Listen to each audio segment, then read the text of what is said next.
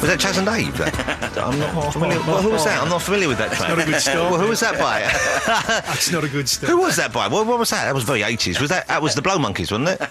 Some groovy, big, tall, skinny geezer with... Jimmy Nail. Was that did that go to number one, Jimmy? 3 weeks, that was a number one. Unbelievable. I don't mean unbelievable that way. I mean remarkable. Congratulations. All right. Jimmy Nail's here. He has his book out, A Northern Soul, the autobiography. Can I be honest with Jimmy? The picture on the cover makes you look a lot older than you actually are. Does it? Yeah. You look quite youthful. How old are you now, Jimmy? 50. 50. You look about old. You can get away. You could pass for 45. Thanks, Jimmy. The cover there, you look 56. Who chose? I've had a hard life. Did you choose that picture? No. It's a bad picture. Who chose it? Who chose the book? Let's find them and tell them off. Try and ignore the picture. The book's a good read. The book is a good read, but the picture, you've let yourself down. I'm not sure if I take a good picture, to be honest, mate. You do sometimes. There's one or two about, but over a period of 20-odd years, there's not many. I haven't finished the book. I've been reading it. I got sent it last week, and I started reading through it. I think about a third of the way through, really enjoying it. It's a great... You've had quite the life, haven't you? Well, I've had your life. Yeah. I've had my life. There's some funny pictures in here. I love this one. Well, some of them are slightly ill-advised, perhaps. There's a full front of you in wife once, which I would have chosen not to have seen, to be honest with you. I just gave them... I gave the publishers lots of pictures, and that's my favourite. That's my favourite. I was in his wife friends. That's from the Auf Wiedersehen days, of course. Oh. That's quite a picture. I'm just getting to the stage in the book where you join Auf Wiedersehen, of course, and really enjoying the stories and really enjoying, your exploits. I'm always curious when I read an autobiography how much you decided to leave in and how much, if anything, you decided to hold back for whatever reasons. It took me 18 months to write it, and I just wrote everything. I wrote down everything that I could think of. I mean, you can't write every single thing that's happened to you in your life. Otherwise, you could do that. A month's worth would fill a book. Yeah. So you just write about things that come to you, things that you think might be interesting from a reader's point of view. And I have to say, nothing that I wrote got binned. They kept everything in, which surprised me, actually. I thought they'd edit the book down. Yeah. But they didn't want to. What you see is everything that I wrote. How much of it did you find was easy to recall and easy to remember? And bearing that in mind also, when you're writing it, do you think you remember it as you experienced it at the time, or is it always coloured by your current status and your current position? Well, one of the things that I came to realise is that there is no definite truth, no one truth. I mean, we all remember things differently. So that was an interesting thing to be reminded that the way I remembered things wasn't always the right way. Because talking to people, you'd see that things weren't necessarily wrong, but they were just slightly different. You mean like you'd got the wrong end of the stick, or you had just been in a different place at the time? Not so much the wrong end of the stick, but it's like if we three go away from here today and we're asked about it in a few years' time, we'd probably all give a slightly different account of the afternoon. That's what I mean. Yeah.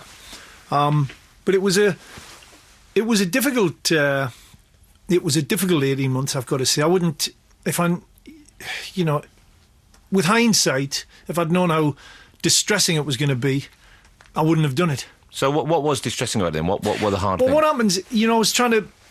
somebody said to me rather cheekily the other day, just before I was due to go on air and do an interview, come on, did you really write this book yourself? And, I mean, well, the answer is yes, I did. And one of the differences with a ghostwriter, I think, is that the ghostwriter can only take the information that he's been given by the subject. He can't embellish it. He can only write down what he's been told. That's why it doesn't take 18 months for a co-writer or a ghostwriter. What happens when you write, or what happened in my case was, when you're writing it yourself and you write something down, it triggers more memories. So you often go off on a tangent. Even if you hadn't intended going into that Absolutely. Or heading in that direction. Yeah.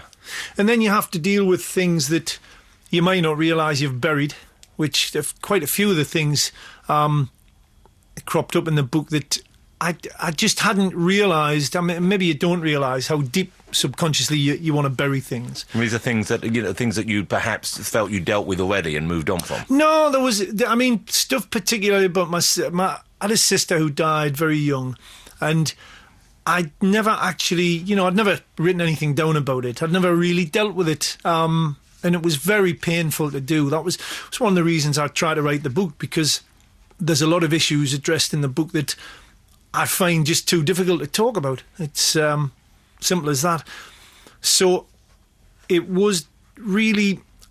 Sting was writing a book at the same time as me, and he finished his first, and I said to him, how does it feel to be finished? And he said, it's a real downer. I feel really down, having had to deal with things that, I'd put away for a long time. And I understand that now, but I'm just relieved to have gotten it written and gotten it done. It must have been in some ways... Other than the picture, of course, Jonathan. Yeah, well, look, you just take a better picture, Jimmy. You can take a better picture. Next time... Can you not see it on top of the Christmas tree, like instead of the fairy? It doesn't even look a bit like you. It looks like you've just recovered from a bout of illness. On the cover, it looks like you've come back from a bad holiday abroad and you've been sitting on the toilet for 2 weeks. Does it? You're drained because you're full of life, and but it may look drained because it's a black and white picture. Well, there's that. Yeah, there is that element. Can I just I have to thank somebody. My pal rang me at about 11:30 and said, my pal Ray rang me at 11:30 and said, I'm just listening to Jonathan Ross. I said, he's on a Saturday, isn't he? He said, yeah. He said, what time are you on? I said, on what? He said, you're on today, aren't you? I said, what? So thank you, Ray. I've made it. If Ray hadn't called, you wouldn't have been there. It's nice to know that we're a priority for your weekend. Yeah, thanks very much, Ray. Don't drink too much brown dog this afternoon. Let's have a bit of music. Now, you've had a musical career as well as an acting career, and now a writing career. Ooh, past tense. No, it's still going on, I'm sure. No, it's not. It's not. You're not performing still? You were until recently. Not really. I'm not really... I like to listen to things more than I like to try and knock them out. I really like to... I'd rather listen to Eminem than knock my own tunes out. Have you got the new album yet? What's it called? Eminem's album. I don't know. What I do is I just blag the kids' albums. And ideally. Bung them on your iPod, sorted. That's right. But what do you listen to, apart from Eminem, because we don't have that here? What do you like? What could we find for you to put on now, do you think? What can you find? Do you like the Zootons? Do you like the Kings of Leon? Do you like the Phils? Do you like... I think we played most of those today. I don't mind the Kings of Leon. They're Kings sort of Leon, current, aren't they? We played that. Well, we could play them again. Can we? Let's play another track off the album. I think they're brilliant. Have you got their second album? I haven't. The bands might have. Yeah. How old are your kids now? 17 and 19, and they witnessed you making a show of yourself at the fireworks party the other night. Well, I like to think I added something to it. But 17 and 19, and you still call them the bands. I mean, they're pretty grown-up guys now, aren't they? Well, your bands are always your bands, aren't they? They're not kids anymore, but they're my kids. Yeah. You know what I mean? And 17 and 19, have they sorted out what they're doing yet? Do you know where they're going? It's scary. Have you got boys? No. Well, I've got one who's young, though, not that age. Oh, dear me. It's scary when your kids are big enough to chin you. That's, you can't lay down the law anymore. You just have to say, please don't drink all your mother's beer. Please be in before 5 a.m. when the night bus stops. Yeah, yeah.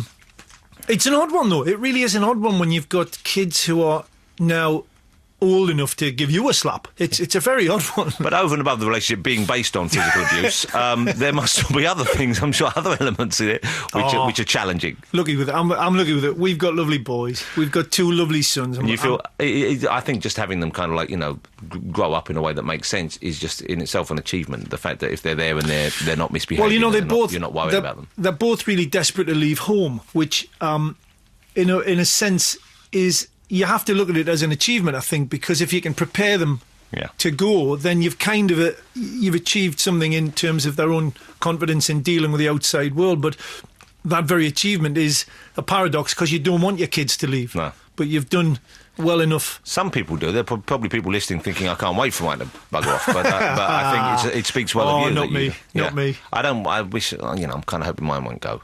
But of course, inevitably they will. And are you prepared for that day? Yeah, my youngest lad Fred went out to see about a job this morning. Just a part-time job. The anxiety. The missus and I were standing. He got back. Well, how did it go? How did you think he'd been for an interview for Oxbridge? How did it go? And he said, I think it went fine. Well, what did they say? What did they ask you? This is just for a Saturday job, This is lovely. This is a different side of you, though, Jimmy. I think people would still think of you as being, quite a rough character and quite a kind of... Well, there are times for that, Jonathan, and there are times for being a dad and a compassionate human being, and behind closed doors, you are what you are with your family. That's right. I know you're talking about. My rough reputation follows me around as well. Absolutely. Yeah. We got Kings of Leon lined up. Well, my worry is that I'm not sure about language other than the single. So I'm going to play this, which I hope Jimmy likes. Is a singer called Feist. It's a cover of a Bee Gees track called Inside the Night. Well, we know Was we're that safe a with play? it. Yeah. Feist. That's very nice. Feist, she's Canadian. She's supporting Feist. Keane. Is that her first name or second name? I'm not so sure. It's just Feist. Ms. Feist. Or Feist McGilligan. Jimmy Naylor's with us. He has his autobiography out, A Northern Soul. The weird thing about autobiographies, of course, is often people write them and you kind of think, well, that's it. That's all done and dusted. That's over. You're presumably going to stick around for a bit longer. Work-wise, you mean? Well, I mean, life-wise as well. Well, I'd like to hope life-wise, otherwise... You've got other things planned, is what I'm getting at here. Not much. No? What are you doing at the moment? You're off to Africa, aren't you? Nick, I'm going to Africa in a couple of days' time to make a film for Comic Relief. Just a, sort of one of those update films that they do. And where are you going to? What part of Africa? Sierra Leone. The Sierra Leone, is that... a lot of these areas, I know they've had a lot of strife and a lot of kind of problems, a lot of warfare going on. I think it's fairly calm at the moment. Yeah. I hope I hope so. This is what they've told you. Of course, would they have told you otherwise? They said, yeah, we'll send you. It's one of the hot spots.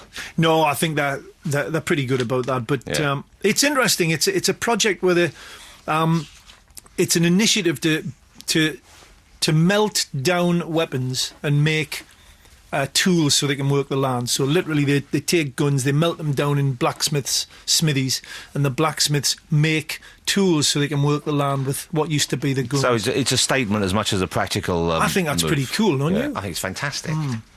Do they get, a lot of people handing the guns in? Is it like an amnesty? And then I don't know. I'm going to find out. Yes, there has been a big amnesty, and I've got to actually go. I think one of the things I've got to do is go and collect like a wagon load of guns and then take them somewhere to be melted down, and it's not something I particularly... Sounds a little bit risky, to be honest. You're driving through Sierra Leone with a van full of guns. I was just talking to one of my kids about it, and to be around guns that may well have killed people, it's not a very thrilling thing to do, but if they can be used, turned around and used to work the land and give these people something to do, then I just think it's a really cool initiative. Yeah, it does sound fantastic. How long are you going to be there for?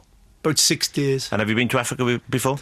Yes, been to Kenya a couple of times, but not Sierra Leone's on the western side of Africa. I've not been over there. I know it's just kicked off in the... is it the Ivory Coast? It's just kicked off with a bit of bother. Well, it's always kicking off somewhere, it seems, isn't it? Not just in Africa. Well, that'd be great. You're going out there, though. And are you going to be... Presumably you're just there for a little while, you come back, and then you edit the film, or do they just... I don't know. They've just asked Kevin Waitley and myself to go out there and be in it and, let people see how the money's spent, or part of the money, part of the Comic Relief money. And then I'll be back in time for Christmas. And what about acting? Are you doing more acting next year? Because you've been very quiet on that front, haven't you? Yeah, well, I don't do much. I kind of think that I'm not the greatest actor in the world. That's true. And I think... no, but it is true. And I've never claimed to be anything like, the greatest actor or anything near that. And I think if you've got one or two tricks, then just come out every once in a while so the punters don't get too sick of you. So I kind of come out every 2 or 3 years, and that's enough. That's enough for me. That's a very smart approach. It is, as long as you can afford it, it's fine. Yeah, I suppose most people can't. And do you know what the next thing will be, though? Have you got some ideas in you? Because you normally develop your own projects now, don't you? Yeah, I've got one thing. I didn't want to do any more acting because I don't really enjoy the day-to-day rigmarole of getting up at 5 a.m, getting in at 10 p.m, and all that. I don't enjoy the process, I must say, of filming. But I've got one idea that I've been working on for the BBC, and they're quite excited about it. So it looks like it's going to happen. So I'll probably be doing that next year. And can you give us anything away about that, or is it too early? Well, I could, but I'm not going to. Oh, come on, Jimmy, give us anything. Did it involve any No, because you do that and then they fall, and you just look like a chump. But I'll tell you what, once it's firmed up, I'll come and tell you about it. Right, but you're the lead role in this? Yes. You play man or woman? Both. You see, that would be exciting, wouldn't it? Woman. I would love to see a new drama starring Jimmy now, and he's playing like Hyacinth Bouquet.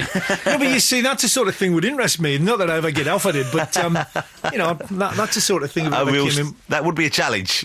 Well, it may not be as much of a challenge as you think. Yeah, I'm jumping to conclusions.